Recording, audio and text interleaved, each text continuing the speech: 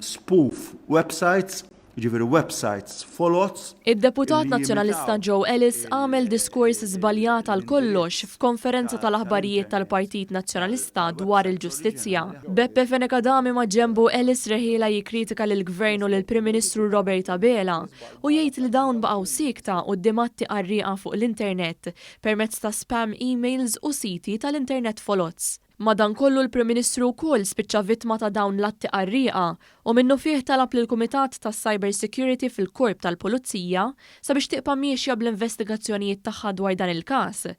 Iżda żgwidat għal kollox Ellis tenna hekk. Kien hemm silenzju totali da parti tal-Gvern.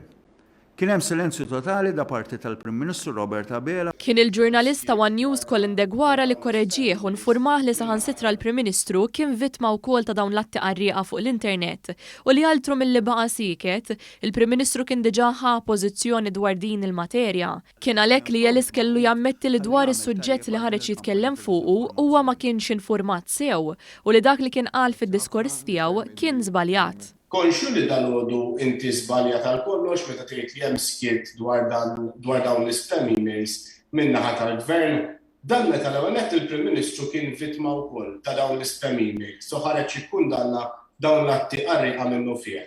U t-tieni nett saret talba mill-Prim Ministru nnifsu sabiex tissaħħaħ il-ġlieda kontra dawn l-atti qarrieqa mis-Cyber Crimes Unit tal-Korp tal-Pulizija.